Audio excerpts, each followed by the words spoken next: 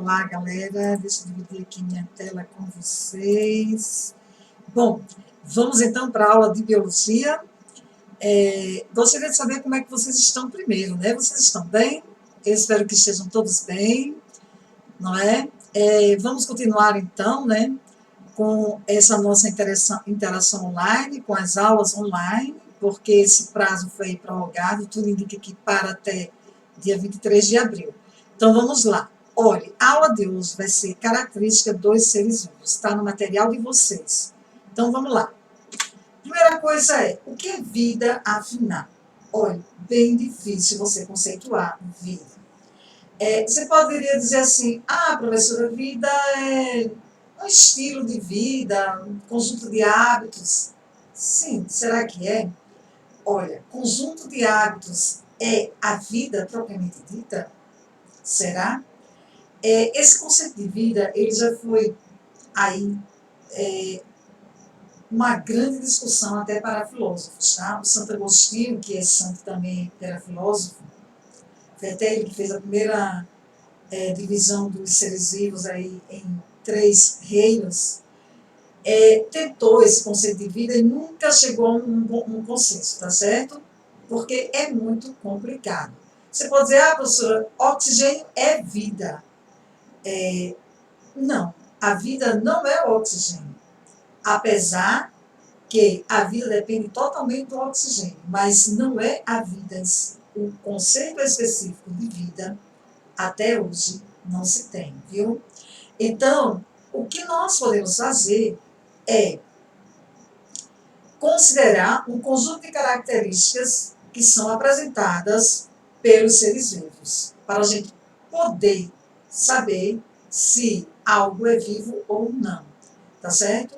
Então, é um conjunto de características. Que características são essas, professoras? Olha que linda aí, essa diversidade de seres vivos aí, né? Muito show. Olha só, é preciso apresentar célula, é preciso ter metabolismo, é preciso ter crescimento, tem que ter evolução e adaptação, precisa-se ter o material genético. Então, todas essas características precisam estar presentes para que algo seja considerado um ser vivo. Vamos ver cada uma dessas características agora. A primeira delas é a organização celular. Para ser considerado ser vivo, obrigatoriamente tem que apresentar célula. E isso está escrito na teoria celular, tá certo? Que diz que é preciso ter organização celular para ser considerado um ser vivo. Com relação a tipos de célula, nós temos 2 tipos de células. Vocês já sabem muito bem, já são ninja, como eu digo, na questão de 2 tipos principais de células. É a célula procariótica e a célula eucariótica. A procariótica é aquela que não apresenta núcleo individualizado, ou seja, o material está solto no citoplasma, material genético. Já a eucariótica, ela vai ter o núcleo individualizado. Por que ela tem o núcleo individualizado? Porque ela apresenta uma estrutura chamada carioteca, que é a membraninha, a pelezinha do núcleo, que mantém o material ali dentro do núcleo. Beleza? Ficou claro isso? Então vamos lá. A segunda característica é a composição química. Olha, nós temos alguns átomos presentes, inclusive, no solo. Só que, no organismo vivo, esses átomos estão formando moléculas complexas, tá? Deixa eu explicar aqui para vocês uma coisa. Olha, na tabela periódica, nós temos o átomo. Cada quadradinho daquele representa um átomo. Se eu pego um átomo, tá certo? De oxigênio, por exemplo, eu tenho um átomo de oxigênio. Agora, se eu pegar 2 átomos de oxigênio, eu vou ter o oxigênio que está aqui no ar. Esse que nós utilizamos para a respiração. Se eu pegar 3 átomos de oxigênio, eu já vou ter uma molécula de ozônio. Entenderam? Então, Um átomo, se eu juntar 2 ou mais átomos, eu terei uma molécula, beleza? A molécula vai formar organela, a organela forma a célula, célula, tecido, tecido, órgão. O órgão vai formar sistema. E o sistema vai formar um ser maravilhoso. Brincadeirinha, tá? Vamos então para a próxima característica. Olha, os átomos, tá certo? Que compõem o ser vivo, não é uma característica não, que é continuando a questão da composição, tá? Eles são específicos. Para ser vivo, é preciso apresentar estes átomos, tá? É carbono, hidrogênio, oxigênio, nitrogênio, fósforo e enxofre. Ah, professora, como é que eu vou saber todos esses átomos? É simples. Vou dar um macete agora para você. Você vai apenas lembrar da palavrinha SOMPs, tá? E cada letrinha de SOMPs, ele é um carbono. Preste atenção aí no slide, beleza? Prestar atenção ao macete? Então, é fácil de você colocar isso na sua cabecinha. Nem preciso dizer que isso é questão de prova, né, gente? Bom, ainda sobre composição química, nós temos 3 macromoléculas que formam o ser vivo, tá? É o carboidrato, o lipídio e a proteína.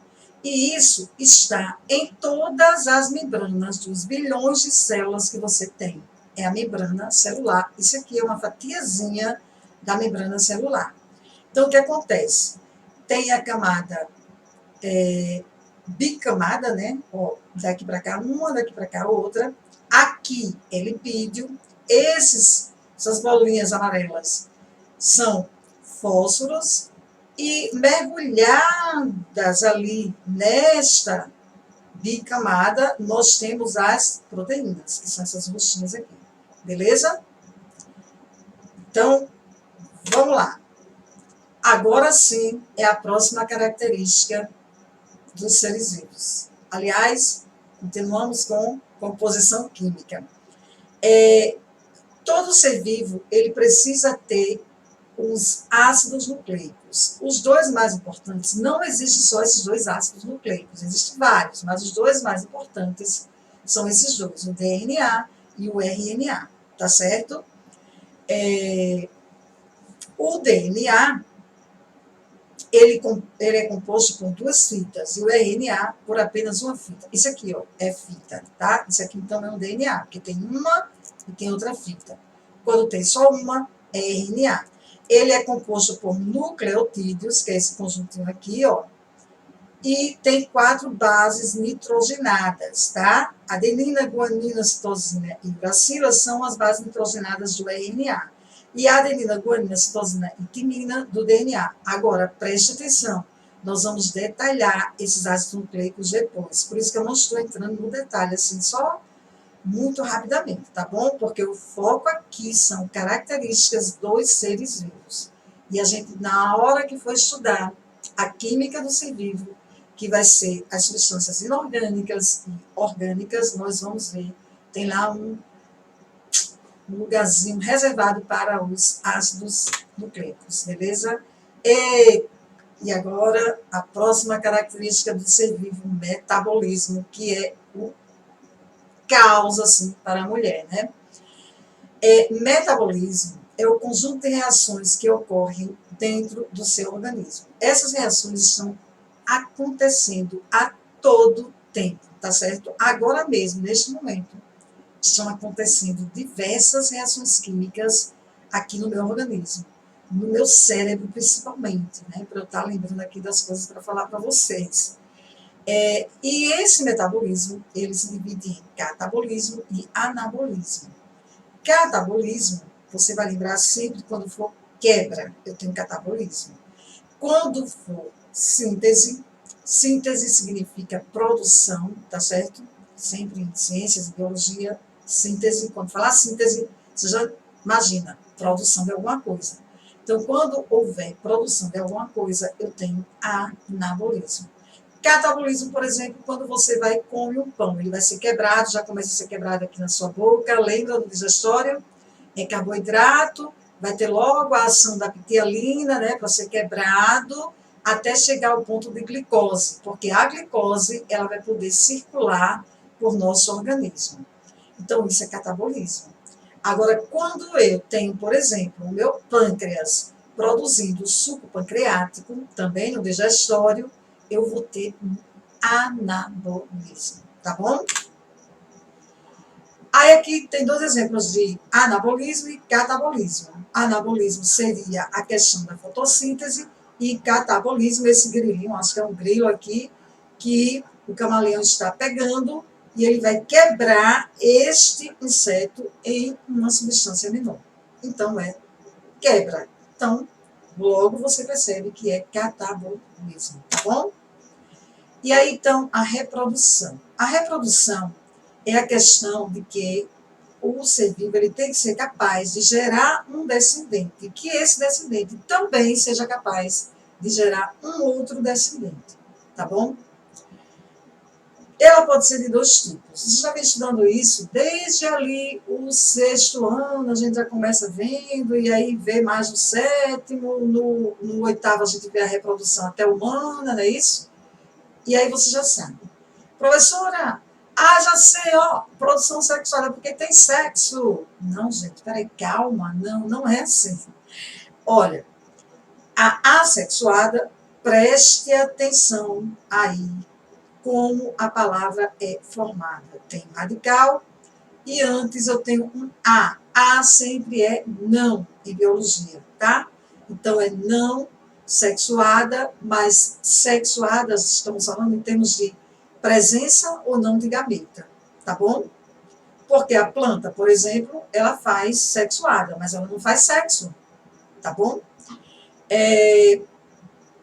Aí nós temos um exemplo da bactéria. Ela tá ali, ó, a célula-mãe, do nada ela sofre uma bipartição, formando duas células filhas. Aí a pergunta, professora, essa célula aqui, ó, filha, vai ter o mesmo material genético dessa outra? Será? Será que tem, gente? Vamos pensar?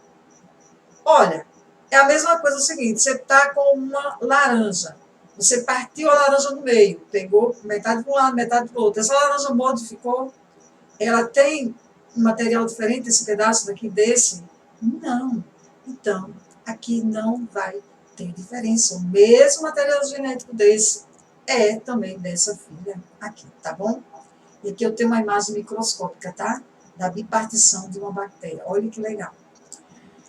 Bom, esta é a reprodução assexuada, porque não houve envolvimento de gameta e os dois aqui, ó, vão ter material genético idênticos, tá bom?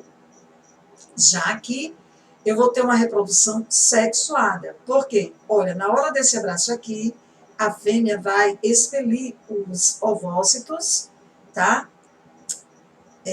Para o ambiente.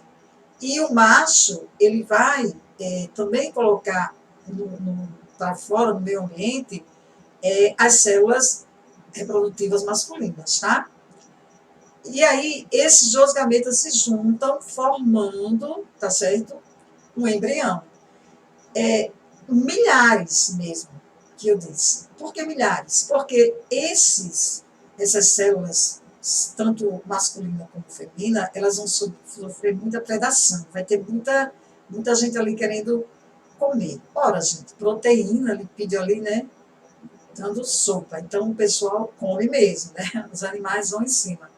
Então, de 1.000, um sobrevive. Então, é por isso que são colocados muitos, tá bom? E ocorre, então, uma fecundação externa, tá bom? Outra característica do ser vivo é material genético. O material genético é responsável pela transmissão das características hereditárias de pais para filhos, tá bom? E aí, onde é que está esse DNA? O DNA está no núcleo da célula, mais precisamente nos cromossomos. O cromossomo vai ter a fita de DNA. Olha, por que eu sei que é DNA? Agora você já sabe, porque tem duas fitas. Então, é DNA. Professora, mas nós temos RNA? Temos sim, temos RNA, tá? Fora do núcleo e dentro do núcleo. Bom, Vamos lá, então, para a próxima característica do ser vivo. É o desenvolvimento, em que alguns livros trazem apenas crescimento, tá? Mas é o ciclo de vida do ser vivo, que é nascer, crescer, se reproduzir, envelhecer e morrer. O crescimento, preste atenção, dos seres vivos, ele se dá através do aumento do número de células. Pelo amor de Deus, não vão me dizer que o que aumenta é o tamanho da célula, não é. É o número, a quantidade de células, tá? Ah, professora, então, já sei, tudo que cresce é vida? Ah, não tem vida? Nem sempre, gente. Olha, sabe as estalactites e as estalagmites, que são aquelas projeções de deposição de mineral que tem na caverna? Aquilo cresce, mas nem por isso ele tem vida, aquelas estruturas, tá certo? É apenas uma deposição de minerais, mas cresce. Então, se liguem aí, tá bom? A próxima característica é a adaptação e evolução. A adaptação é a capacidade que o ser vivo tem de se modificar diante das mudanças que ocorrem no meio ambiente, tá certo? Então, isso é adaptação. E essa adaptação vai permitir que aquele ser vivo permaneça por mais tempo gerando descendentes férteis e esses gerando outros e assim perpetuando a espécie. E isso é evolução. Você fez a modificação, se adaptou, e essa modificação possibilitou você a manter a sua espécie existindo. Isso é evolução. É o que acontece aqui ó, com a girafa. Inicialmente tinha muita disponibilidade de alimento aqui embaixo. A girafa comia esses alimentos aqui nessa altura. A partir do momento que passou a ficar escasso e ela se adaptou a ir pegar em galhos mais altos, tá certo? As próximas girafas, elas foram nascendo com o pescoço um pouco mais alongado. Isso foi uma evolução, tá bom? Bom, e aqui eu tenho respostas a estímulos. Ó, você percebe que essa plantinha aqui, ela se volta para o lado que o sol está. Isso é uma estimulação do ambiente, tá? Gente, eu gosto de quando está presencialmente, eu pego o aluno que está mais descuidado e dou um tapa. Aí eu digo, ó, tá vendo? Ó, reação a estímulo. Pena que eu não estou aqui na sala de aula para fazer isso com vocês, tá? Outra aqui, ó, esse inseto, a fêmea, ela reconhece de longe onde está o macho através do cheiro, tá? Para fazer a questão do acasalamento. Aqui outro exemplo de a questão da luz, ó, né? Sentido da luz do girassol. Bom, e a última, eu acredito que característica do ser vivo é o movimento. Olha, ser vivo, ele se movimenta. Uns mais e outros menos. Por exemplo, a anêmona do mar, tá certo? Ela é fixa no coral, ela faz parte do coral, tá? Mas ela se movimenta um pouco, um pouquinho de nada. Ela pega muito carona, né, que é uma relação ecológica com o caranguejo, né? Mas ela se movimenta, um movimento mínimo. A planta, ela também tem um pequeno movimento, tá certo? Apesar de ser séssil. Então, é isso. A nossa aula de característica dos seres vivos é essa. Agora vocês precisam tirar dúvidas aí no grupo, tá? Que eu estou aqui para tirar as dúvidas. E vamos lá para as orientações. Não tem atividade, aliás, mais ou menos. Vamos ver aqui. Ó, primeiro você vai assistir a esse vídeo, tirar dúvidas. Em seguida você vai baixar o PDF dessa aula. Depois, abaixo, vão ter mais dois PDF, que um é a Origem da Vida, que eu dei lá na sala, o outro é a Origem da Vida mais resumido e mais didático, para ajudar vocês. E um quarto PDF vai ser um capítulo de uma revista que tem informações sobre a OBA, tá? Tem muito legal, gente. Leiam bem esse PDF, porque nós precisamos continuar a nossa preparação para a OBA, tá? Que a gente já havia começado ali em sala de aula, né? Fazendo os simulados. E aí, eu acredito que talvez seja até um pouco adiada essa essa Olimpíada, eu ainda não tive notícias, talvez, mas eu acho que não vai ser no dia 15, mas vamos continuar a nossa preparação. Beleza? Então, são 4 PDFs. Então, se ela tem que imprimir, não é obrigatório. Você pode abrir no celular ou no computador e ler esse PDF. Tá bom? Depois que você fizer tudo isso aqui, baixar e tudo e tal, você vai lá na apostila ver o exercício que tem logo depois de características dos seres vivos e resolve esse exercício, deixa lá na apostila mesmo. Quando voltarmos, eu passarei o visto na apostila. Combinado? Vamos estudar, porque agora nós temos aí, mais 23 dias pela frente. São 23 dias, 23 não, porque tem os sábados e domingos, né? Mas vão ter aí praticamente 2 semanas e meia, digamos, ou quase 3 semanas, né? De aula. Aliás, são 3 semanas de aula e vocês precisam criar uma rotina, gente. Uma rotina. Vocês não estão de férias. Olha, se acorde em torno de 7 horas da manhã, tome um banho, um bom café da manhã. Aliás, assim, eu, pelo menos, a minha rotina é assim, eu levanto, faço minha yoga, faço sua atividade física, invente atividade física em casa. Tem YouTube aí, maravilhoso para vocês fazerem N atividades. A que você preferir, faça atividade física, tome um banho, tome café, venha para frente do computador assistir suas aulas, mesmo com a roupinha de casa e tal, tudo bem, beleza, no seu conforto, mas aí, tire o horário da manhã, se você estuda pela manhã, todo para assistir a aula e resolver seus exercícios. E aí, nós vamos passar, então, por esse isolamento ou afastamento social numa boa, tá certo? Com saúde mental, crie rotina. É importante você ter rotina de estudo, de lazer, de atividade física, de conversar em família, tá bom? É assim que eu estou me resolvendo e estou bem até agora e eu espero que vocês fiquem todos bem. Beijo, tchau, tchau e até a próxima aula.